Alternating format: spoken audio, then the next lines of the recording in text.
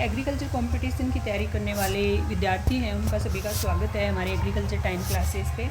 तो अपन सबसे पहले बात करते हैं कि श्वसन अनुपात क्या होता है।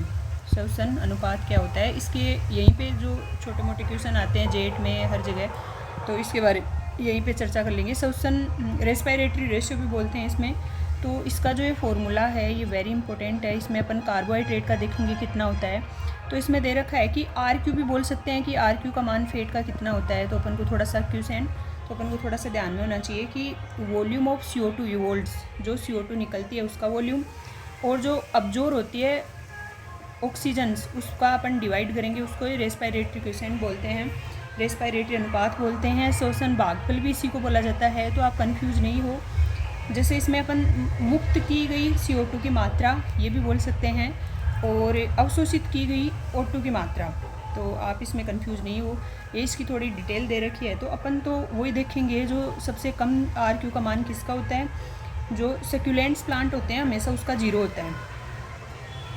रसीले पौधे होते हैं,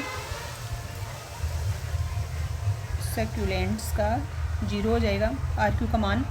ये पूछा जाता है विभिन्न एग्जाम्स में, तो आप थोड़ा सा ध्यान रख लेना इसको।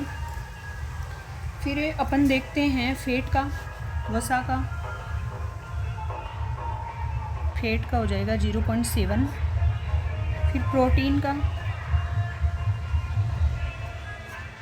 हो जाएगा 0.8 से 0.9। और फिर कार्बोहाइड्रेट का CHO का 1 होता है, हमेशा याद रखना पे।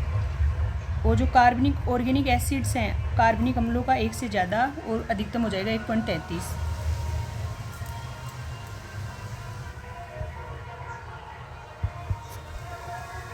एक से ज़्यादा बोल सकते हैं कोष्टक में 1.33, 33 नहीं पढ़ा जाता इसको, पॉइंट के बाद की जो संख्या होती है उसको 33। और आप ये थोड़ा सा अगर ये अभिक्रियाएँ देखोगे तो आपको समझ में आ जाएगा कि इन्होंने क्या दे रखा है। जैसे ऑक्सीजन लिया है और जो CO2 की अमाउंट वैल्यू है वो ली है, कितनी अमाउंट है, और उसमें वो RQ का मान काटा है वसा के लिए।